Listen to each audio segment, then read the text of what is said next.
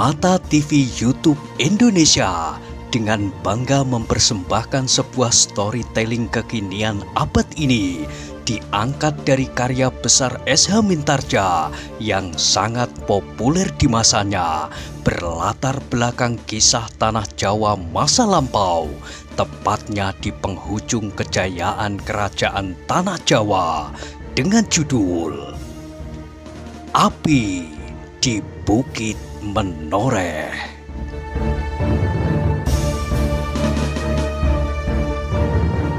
Pada kesempatan yang sangat baik ini, kita masuk pada episode yang ke-107. Selamat menikmati.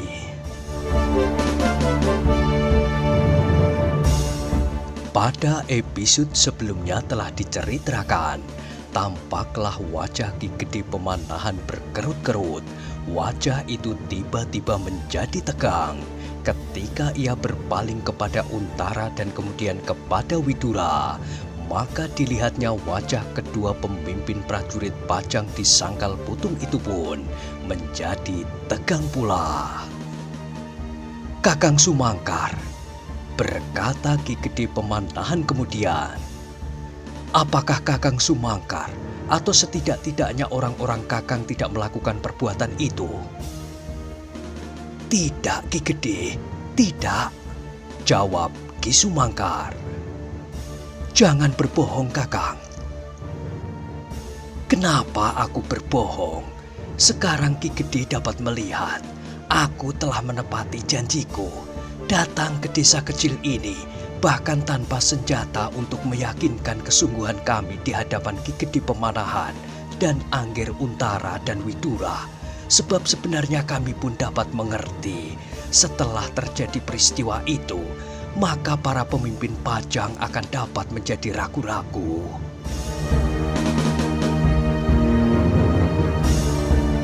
Tiba-tiba serentak mereka berpaling ketika dari belakang para pengawal Ki Gede Pemanahan terdengar seorang berkata, "Aneh, bukankah itu aneh sekali, Ayah?" Yang berkata itu adalah Sutowijoyo. Beberapa langkah ia mendesak maju sehingga kemudian ia berdiri di samping Untara menghadap ke arah Ki Sumangkar itu pula. Dada Ki Sumangkar berdesir melihat anak muda itu. Anak muda itulah yang telah berhasil menyobek perut Haryo Penangsang sehingga ususnya mencuat keluar. Bulu-bulu kuduk Ki Sumangkar tiba-tiba terasa meremang mengenang peperangan itu. Haryo Penangsang benar-benar orang yang keras hati. Meskipun ususnya telah keluar, itu telah disangkutkan pada keris di lambungnya. Kini anak muda itu berdiri di mukanya dengan sebatang tombak pendek, bukan tombak berlandian panjang seperti yang dipakainya bertempur melawan Haryo Penangsang. Sambil membungkukkan badannya, Ki Sumangkar berkata, "Kau Angger yang perkasa, berbahagialah ayahanda mempunyai seorang putra seperti Angger, dan berbahagialah Adipati Pajang mempunyai prajurit setangkas tuan." "Terima kasih Paman Sumangkar," sahut Sutowijoyo. Namun sekali lagi ia bertanya kepada ayahnya, "Apakah ayah merasakan keanehan itu?" Ki Gede Pemanahan mengangguk-anggukkan kepalanya. Katanya, "Ya, aku merasakan kejanggalan jawaban Kakang Sumangkar. Untara dan Widura pasti merasakannya pula." Kemudian kepada Ki Sumangkar, Ki Gede Pemanahan bertanya, "Nah, Kakang, anakku pun merasakan suatu kejanggalan pada jawaban-jawaban yang Kakang ucapkan."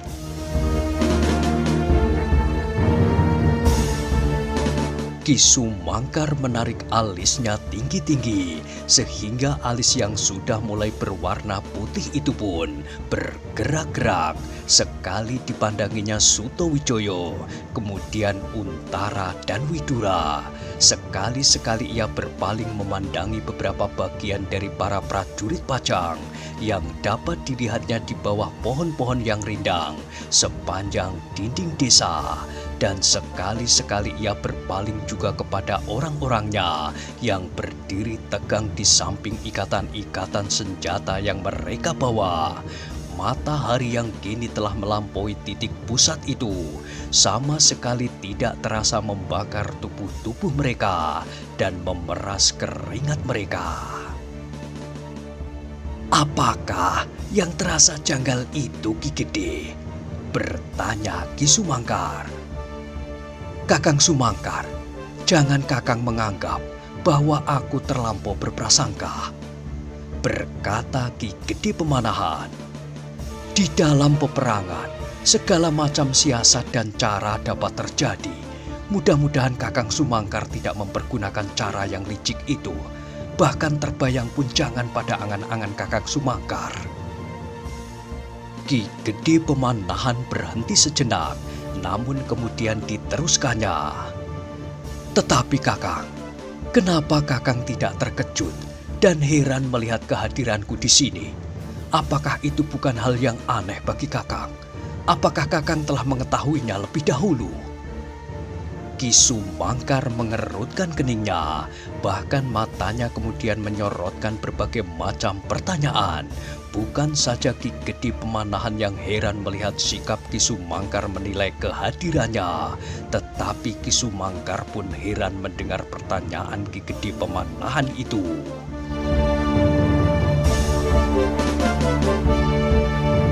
"Ki Gede," berkata Ki Sumangkar kemudian, "adakah yang mengherankan dan apakah seharusnya aku menjadi terkejut dan heran melihat seorang senopati agung, seorang panglima prajurit Wiratamtama berada di garis peperangan? Kalau seorang prajurit berada di garis perang merupakan suatu keanehan, maka alangkah piciknya pengetahuanku kini tentang peperangan."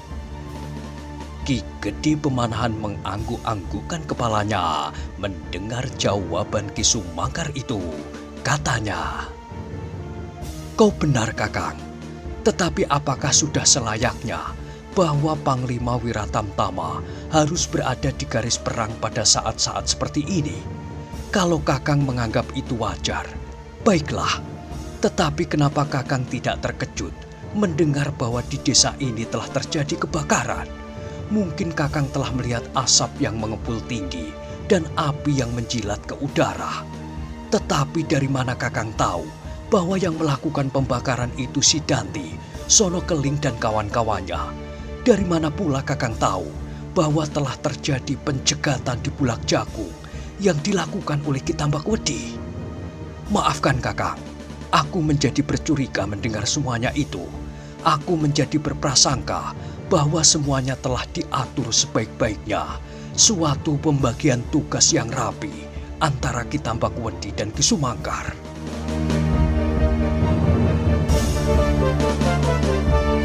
Ki Sumangkar mendengarkan kata-kata itu dengan seksama. Baru kini ia justru menjadi terkejut. Tampak orang itu mengerutkan alisnya, kemudian wajahnya menegang sesaat. Tetapi ternyata hatinya telah benar-benar sumeleh. Orang tua itu telah benar-benar meletakkan suatu tekad bahwa ia sampai sedemikian jauh telah berbuat sebaik-baiknya dalam kemauan yang sebaik-baiknya pula. Karena itu maka sejenak kemudian ia menjadi tenang kembali. Pertanyaan Ki Gede Pemanahan adalah pertanyaan yang sewajarnya, berkata Ki Sumangkar itu kemudian. Kecurigaan dan prasangka Ki Gede pun beralasan, tetapi perkenankanlah aku mencoba menjelaskan. Ki Gede, ketika aku melihat api yang menyala di desa itu, aku menjadi bercuriga. Bukan saja aku sendiri, tetapi hampir seluruh orang-orang Jipang menjadi bimbang. Apakah sebenarnya yang telah terjadi? Apakah api itu suatu pertanda bahwa Pajang membatalkan perjanjian? Maksudku, Pajang membatalkan niatnya untuk menerima kami kembali. Karena itulah Maka aku mencoba untuk mengetahui apa yang telah terjadi. Ternyata dari balik gerumbul-gerumbul itu, aku melihat si Danti, Sono Keling dan alap-alap Jolotundo berlari-lari meninggalkan desa ini.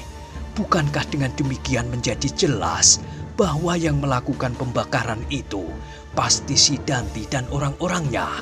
Seterusnya aku menyangka bahwa di belakang si Danti pasti ada Ki Tambak Wedi. Dan apakah dugaan itu meleset? Tentang Bulak Jagung Ki Gede, memang aku telah mendengarnya lebih dahulu sebelum aku bertemu dengan Ki Gede. Dari siapa Kakang mendengar? Bertanya Ki Gede Pemanahan. Kiai Gringsing.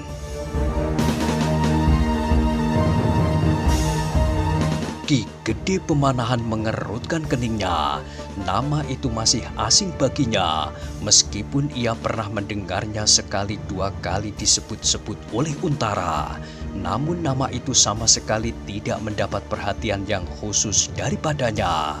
Tetapi Untara, Widura, apalagi Agung Sedayu dan Swandaru terkejut mendengar nama itu disebut oleh Ki Sumangkar.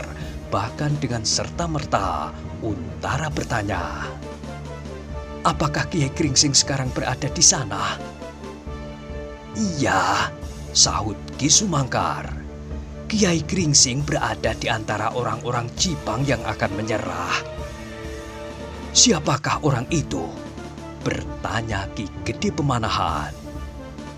Kiai Gringsing Ki Gede, seorang dukun dari Dukuh Pakuwon. Nama yang dipergunakannya sehari-hari adalah Ki Tanu Metir, sahut Untara.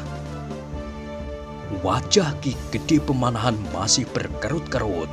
Nama Tanu Metir itu pun tak dikenalnya, tetapi adalah menarik perhatian bahwa orang yang bernama Ki Tanu Metir itu dapat berada di kedua belah pihak. Maka kembali ia bertanya, Untara, apakah dukun yang bernama Ki Tanu Metir itu sering berada di Sangkal Putung dan sering berada di dalam laskar orang-orang Jipang? Tidak Ki Gede, jawab Untara. Dukun tua itu selalu berada di Sangkal Putung. Dukun itu pula lah yang telah menyembuhkan lukaku sampai 2 kali. Namun dalam persoalan ini, persoalan penyerahan orang-orang Jipang ini, Ki Tanu Metirlah yang seolah-olah menjadi perantara. Aku minta orang tua itu membuka jalan antara orang-orang Jipang itu dan Sangkal Putung. Apakah orang itu dapat dipercaya? Bertanya Ki Gede Pemanahan pula. Sepengetahuanku Ki Gede, dan menurut tanggapanku, maka aku mempercayainya, jawab Untara. Tetapi kenapa ia sekarang berada di sana?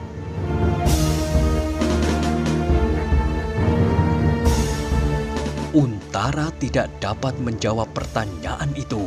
Ia memang mencari orang tua itu sejak ia kembali dari Bulak Jagung, tetapi ia tidak sempat menemukannya.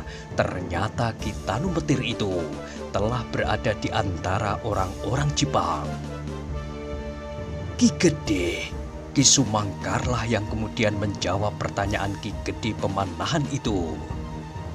Kiai Gringsing datang dengan membawa pertanyaan seperti yang tersimpan di dalam hati Ki Gede. Kiai Gringsing bertanya, kenapa kami telah berbuat curang mencegat Ki Gede di Bulak Jagung. Namun kecurigaan Kiai Gringsing dapat segera terhapus setelah ia melihat persiapan kami.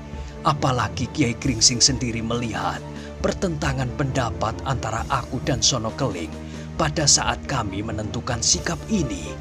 Dengan demikian, maka Kiai Gringsing segera memaklumi bahwa pasti Ki Tambak Wedilah yang telah berbuat onar itu dengan maksud-maksud tertentu tanpa sepengetahuanku.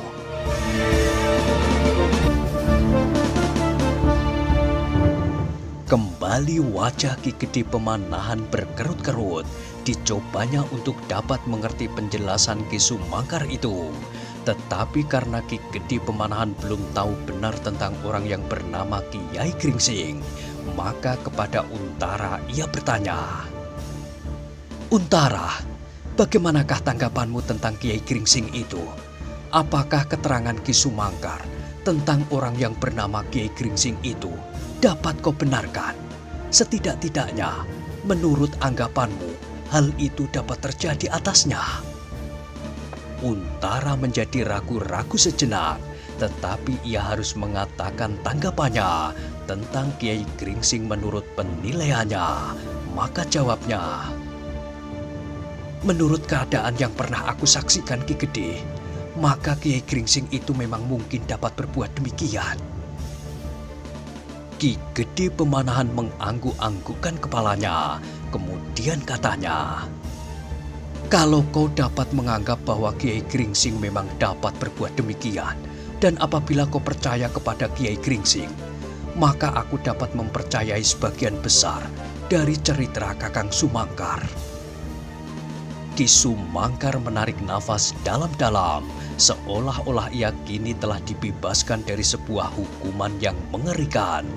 Namun dalam pada itu kembali ia mendengar Ki Gede Pemanahan bertanya pula kepadanya, tetapi apakah kau benar-benar dapat melihat si Danti dan Sono Keling berlari-lari dari gerumbul sejauh itu?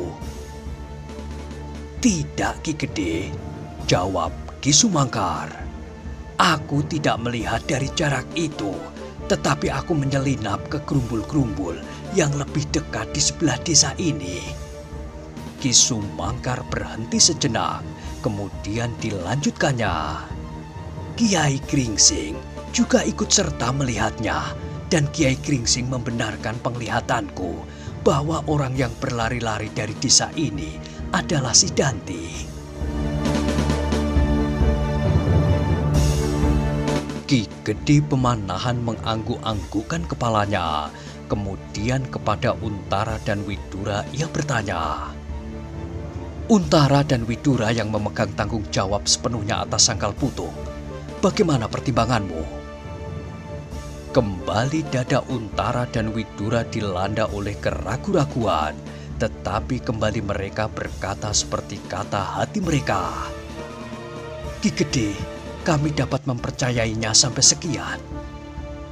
Ki Gede mengangguk-anggukkan kepalanya, kemudian katanya kepada Ki Sumangkar, mana orang-orangmu yang lain?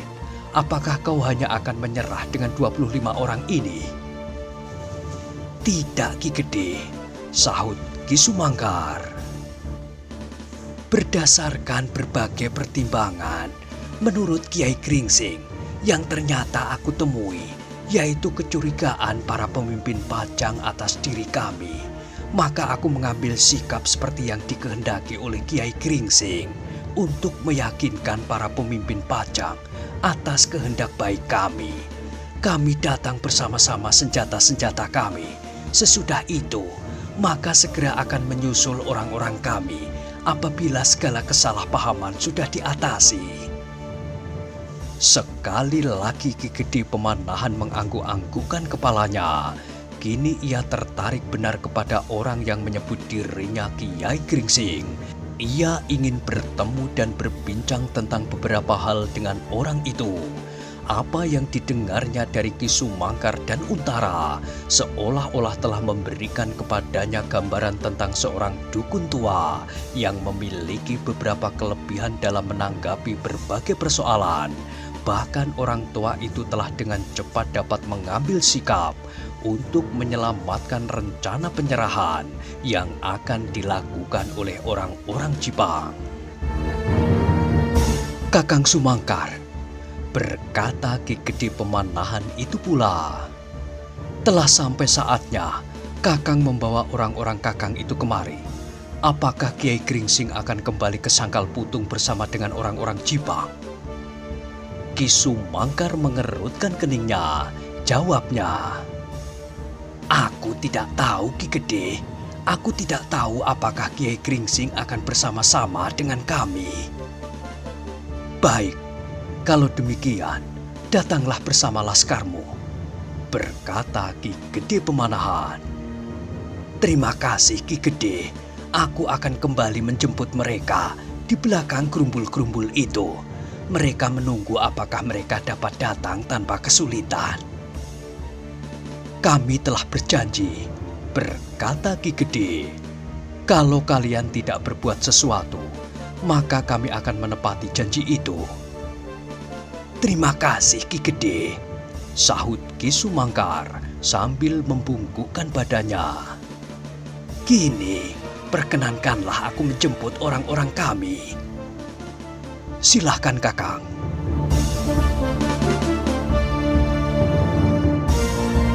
Ki Sumangkar itu pun kemudian melangkah beberapa langkah mundur.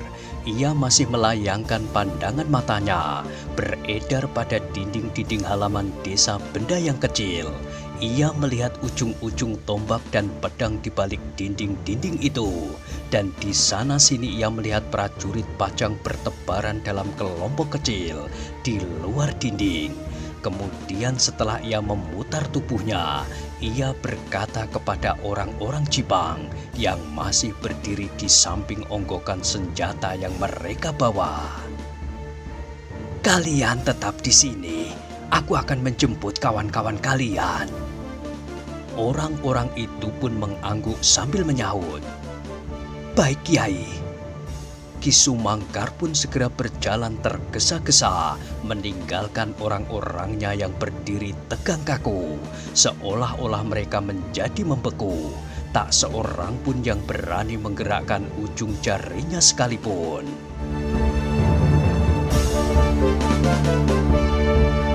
Orang-orang Sangkal Putung dan para prajurit Pajang memandangi orang-orang itu dengan sorot mata yang aneh. Bahkan salah seorang anak muda Sangkal Putung bergumam lirih. Beberapa orang anak-anak muda Sangkal Putung yang pernah dilukai oleh mereka dan bahkan dibunuhnya. Kawannya yang berdiri di sampingnya berpaling. Perlahan-lahan ia mengangguk-anggukkan kepalanya. Kenapa kita tidak menghancurkan mereka itu saja di sarang mereka? Kawannya yang lain menyahut. Sungguh menyenangkan, sesudah tangannya berlumuran darah kami, mereka datang untuk berjabat tangan dengan tangan-tangan kami. Dan kami pun harus menyambut uluran tangan berdarah itu. Anak-anak muda Sangkal Putung itu pun kemudian terdiam ketika mereka melihat seorang prajurit Pajang berjalan di belakang mereka. Kini mereka berdiri mematung di dalam pagar batu yang membatasi desa benda. Mereka masih melihat Ki Sumangkar itu pun hilang di balik gerumbul-gerumbul yang ribut. Ketika salah seorang dari mereka ingin berkata pula, maka ia pun terdiam ketika ia melihat Ki Gede Pemanahan melangkah maju mendekati orang-orang Jipang yang berdiri kaku di samping onggokan-onggokan senjata mereka.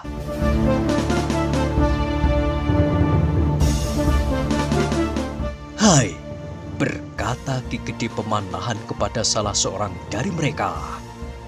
Siapa namamu? Orang itu menjadi berdebar-debar. Tergagap-gagap ia menjawab. Suradapa. Suradapa Ki Gede. Ki Gede Pemanahan mengangguk-anggukkan kepalanya sambil mengulangi nama itu. Suradapa. Nama itu bagus sekali. Orang Jipang itu menundukkan kepalanya. Apakah kau sudah beristri? Sudah Ki Gede. Berapakah anakmu? Waktu aku tinggalkan istriku, anakku ada 8 Ki Gede. Orang itu berhenti sejenak, lalu meneruskan. Sekarang mungkin anakku telah menjadi 10. Ki Gede terkejut. Berapa lama kau meninggalkan istrimu? Apakah istrimu beranak kembar? Tidak Ki Gede. Kenapa bertambah dengan 2 sekaligus? Istriku sama-sama sedang mengandung tua pada saat aku pergi. Berapa istrimu? 2 Ki Gede.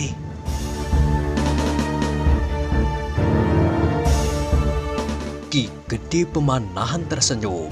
Ditepuknya bahu orang Jipang itu sambil berkata, kau terlampau kurus untuk beristri 2, tetapi kau memang kaya akan anak. Tetapi kenapa kau menyerah? Orang itu menundukkan kepalanya. Ia mendapat kesulitan untuk menjawab pertanyaan itu. Ya, kenapa ia menyerah? Ia mendengar Ki Sumangkar berkata bahwa pertempuran-pertempuran yang akan terjadi kemudian hampir tak akan berarti apa-apa selain kerusuhan, pembunuhan dan penaburan benih-benih dendam di mana-mana. Karena itu, ia mencoba menirukan kata-kata Ki Sumangkar. Ki Gede, tetapi ia tidak ingat kalimat-kalimat yang harus diucapkannya, maka ia meneruskan. Aku kepingin melihat anak-anakku dan kedua bayi yang belum pernah aku lihat. Ki Gede mengangguk-anggukkan kepalanya, katanya, apakah tanpa menyerahkan diri, kau tidak dapat melihat anak-anakmu itu? Orang itu menggeleng. Tidak, Ki Gede. Jawabnya, desa kami sudah dikuasai oleh prajurit pajak. Kalau demikian, apakah sesudah kau berhasil melihat anak-anakmu, kau akan kembali melarikan diri, memihak kepada Sono Keling dan Sidanti? Tidak, Ki Gede, tidak. Sahutnya cepat-cepat. Aku akan tetap menyerah untuk seterusnya, sebab aku tidak ingin lagi berperang. Aku sudah jemu berkeliling dari satu tempat ke tempat yang lain, dari satu hutan ke hutan yang lain. Aku sudah jemu mengalami masa yang pahit itu, makan hasil rampasan dan pemerasan. Bagaimana kalau kau memenangkan peperangan ini? Tiba-tiba terdengar pertanyaan yang tidak disangka-sangkanya, pertanyaan yang tidak tahu bagaimana ia harus menjawabnya. Karena itu maka orang Jipang itu menjadi pucat dan gemetar. Bagaimana kalau kau memenangkan peperangan ini? Desak Ki Gede Pemanahan. Apakah aku akan kau gantung, kau cincang, atau kau angkat menjadi pepatih Jipang?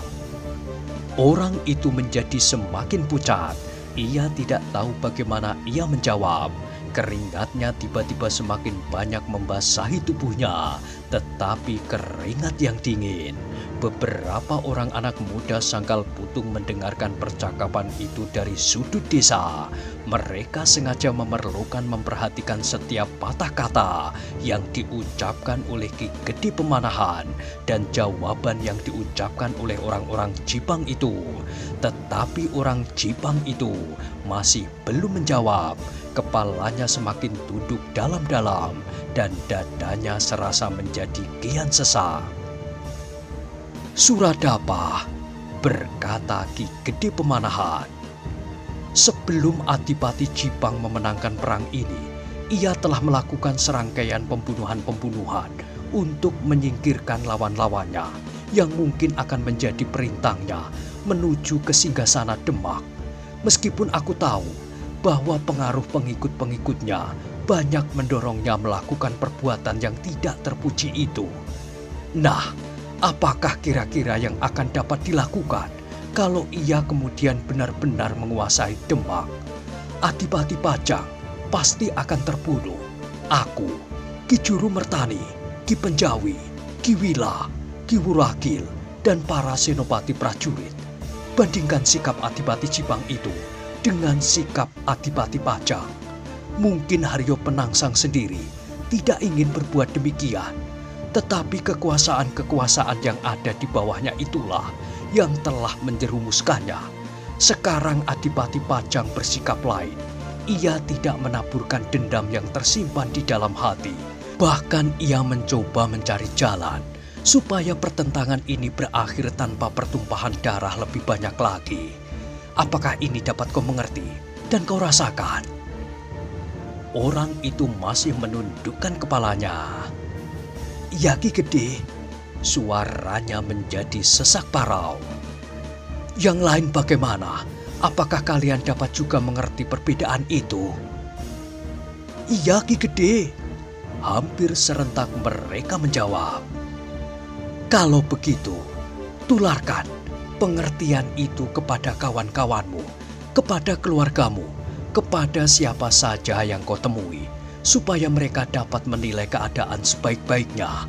Tetapi ingat, bahwa ini bukan berarti melepaskan setiap hukuman bagi yang bersalah, tapi hukuman itu pasti akan berlandaskan pada dasar yang kuat dan adil.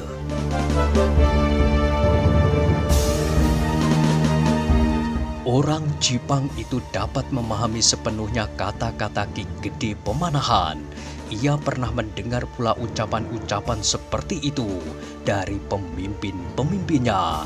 Ia tidak akan menyesal akan hukuman yang harus dijalani, tetapi ia tahu pasti kapan hukumannya itu akan berakhir. Dan ia tahu pasti bahwa menilik sikap dan perbuatan para pemimpin prajurit Pajang, maka setiap hukuman pasti akan dilakukan di atas dasar-dasar peri kemanusiaan yang adil dan tidak melanggar pancaran sinar cinta kasih dari Tuhan yang Maha Besar.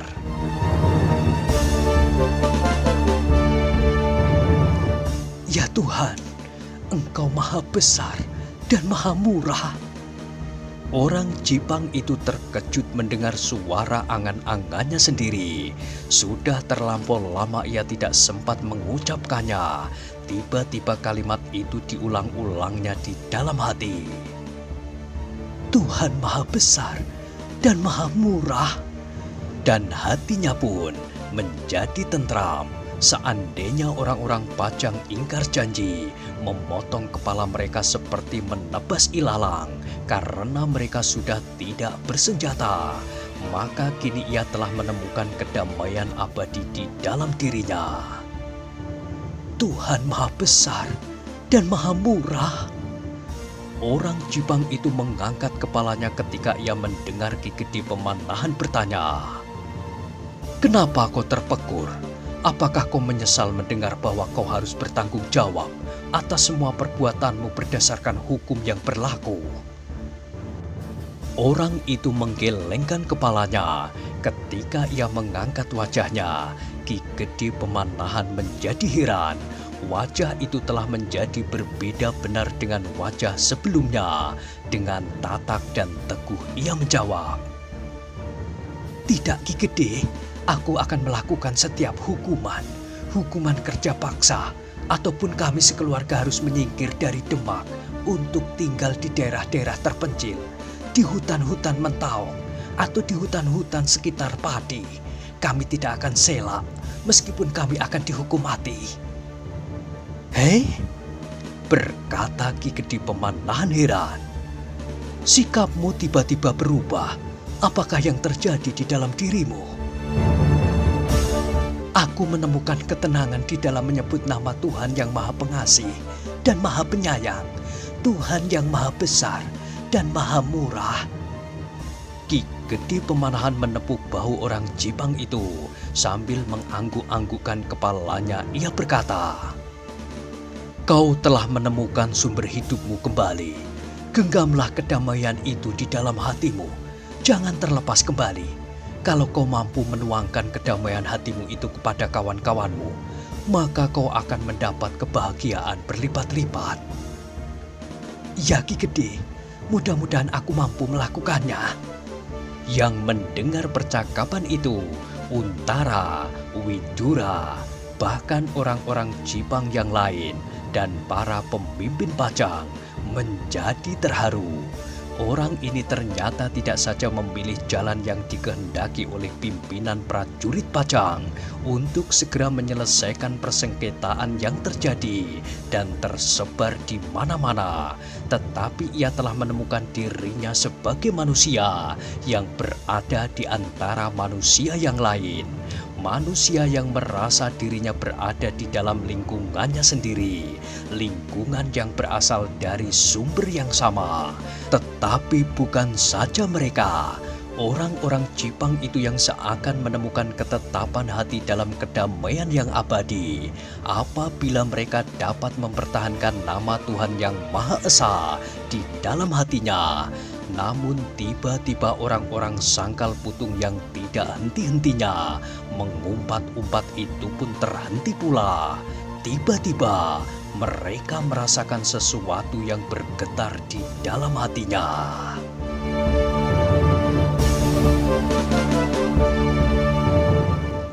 Nah, bagaimanakah kisah selanjutnya? Silahkan ikuti terus kisah Api di Bukit Menoreh pada episode berikutnya. Sampai jumpa.